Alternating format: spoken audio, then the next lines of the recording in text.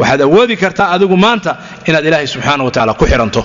inaad ilaahay subxaanahu wa tacaala si gaar u barido inaad ilaahay subxaanahu wa tacaala duriyadaada u ka dhigo duriya mujaahidiina duriyad ducaada duriyad culimo duriyad diinta ilaahay subxaanahu wa tacaala kor u qaada laakiin hamigaagu saas ma yahay weeye mise maaha hamigaaga ma ku jirtaa mase kuma jirto hamigaaga ma ku jirtaa xisaabtankaaga ma ku jirtaa mase kuma jirto duriyada marka la dalbanayo marka la tarbiyeynayo maxaa loo dalbanaya maxaa loo doonaya inay noqdaan saalixiin way inay noqdaan kuwa ilaahay subxaanahu wa tacaala u hoggaansan way duriya un hadday iska tahay min ajli duriya adduunka maxaa bashar jooga malaayiin wa malaayiin wa malaayiin laa yanfacuuna shay-an lagu soo tacbay lagu soo rafaaday lagu soo yeelay walaakin aan waxba tarihayn aan waxba maaragtay ilaahayna ku dhaweynayn rafaad iyo tacab iyo cadaab aad ka qaadan sida munaafiqiinta ilaahay uu yiri ilaahay subxaanahu wa tacaala falaa tucjibka amwaaluhum walaa awlaaduhum inamaa yuriidu allahu an yucadibahum biha fi lxayaati addunya xoolihii iyo ilmihii baa lagu cadaabayaa xoolihii iyo ilmihii ay dhaleen oo iyagu lahaayeen ayaa ciqaab looga dhigaya inay irhaaq watazhaqa anfusuhum wahum kaafiruun iyagoo kaafiriinana ay markaa tagaan iyagoo rafaaday oo dhibaatooy xoolo iyo ilmaba ka tageen laakiin qofka mu'minkaasaas maaha idan gabadha mu'minada inay min ilaahay inay ku xirnaataan loo baahay ilaahay taqwayna ula timaada loo baahay ilaahay xaqiisa inay u oradaa loo baahay namuudaj inay noqoto tusaale iimaanka inay noqoto iyo ku xirnaanta ilaahay subxaanahu wa tacaala sida uu ilaahay u soo qaaday maryama iyo aasiya imra'ati fircawn ilaahay subxaanahu wa tacaala sida uu u soo qaaday tusaale ilaahay subxaanahu wa tacaala uu nooga dhigay waliba licilmikum qur'aanku waa cajaa'ib waa inaad ta'amushaan suuradda at-tahriim ayuu ilaahay subxaanahu wa tacaala ku soo qaatay qisadaas horraankeedana waxaad ogtihiin in haweenkii nabiga calayhi salaatu wasalaam lagula hadlayay oo ummahatul mu'miniin ayaa halkan loogu duurxulayay oo lala hadlay oo suuradda bilowgeeda ilaahay subxaanahu wa tacaala uu kula hadlay yaa ayuha an-nabiyyu lima tuharrimu ma ahalla Allahu laka tabtaghi mardata azwaajik wallahu aliimun hakiim lima tuharrimu ma ahalla Allahu laka tabtaghi mardata azwaajik isagoo doonaya raalinimada haweenkiisa inuu raali geliyo iyagana waa loo goodiyey oo waa la hadaday markii la handaday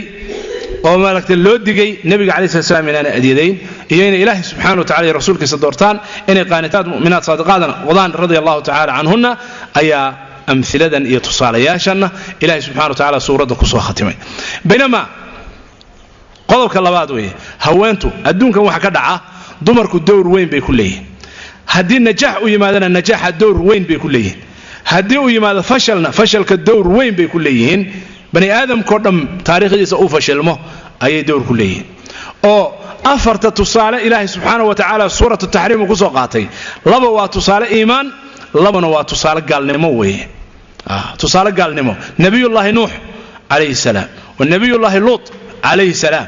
labadoodii xaas waxay noqdeen laba haween oo gaala oo la shaqeeya gaalada oo u jaasuusa gaalada oo nabigii ay hoostiisa joogeen dibindaabiyeynaya oo siraya oo khiyaameynaya khiyaamadu ma xagga gogasha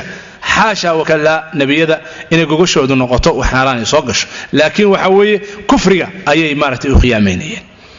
oo sirta siinayeen oo nabiyada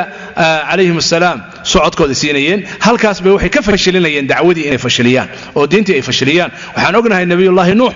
maxaa labadan haween loo soo qaaday nabiyullaahi nuux calayhi salaam 950 sano ayuu dacwada ku jiray oo haweentiisaasuna ay maartay sirta ay waday dibindaabiyada ay waday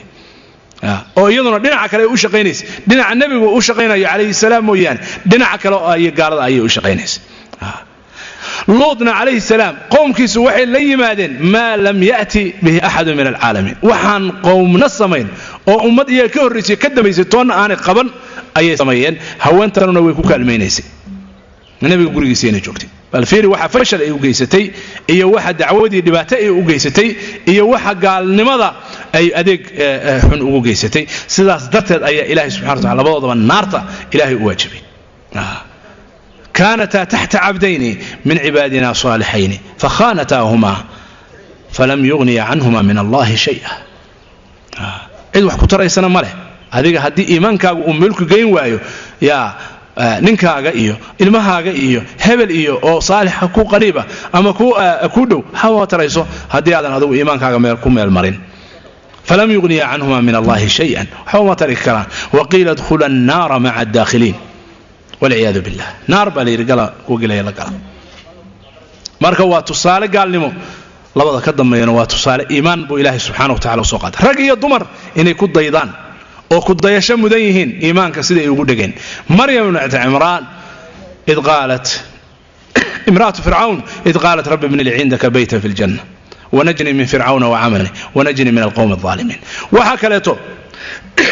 oo dowrka gabadha muslimadda ka mid ah dacwada doorka ay ka qaadanayso haweeneyda muslimadda ah quraanka marka aynu tatabucno oo aynu fiirino gabadha muslimadda ah meesha ay kaga jirto waxay kaga jirtaa kaalinta hore ay dacwada had iyo jeer kaga jirtaa tusaalahaas haweeneyda ali imraan zawjatu imraan wa tusaale wa namuudaj gabadheeda maryam bint imraan waa namuudaj oo ilaahay subxaanahu wa tacaala uu doortay oo wiilkaas ilaahay subxaanahu wa tacaala uu u hibeeyey ruux min ruux ilaahi ah ilaahay subxaanahu wa tacaala inuu u doorto ina allaha astafaaki wa taharaki wastafaaki cala nisaa'i alcaalamiin khayru nisaa inay noqoto fi hada alcaalam kadalika waxaan arkaynaa imra'atu fircawn markii nabiyullaahi muusa calayhi salaam ilaahay subxaanahu wa tacaala uu qadaray inuu dhasho wiilkaas oo uu noqdo wiilka gacantiisa uu ku halaagsami doono fircoon wiilkan markii uu damcay inuu halaago waxa hor istaagtay imra'atu fircawn ayaa hor istaagtay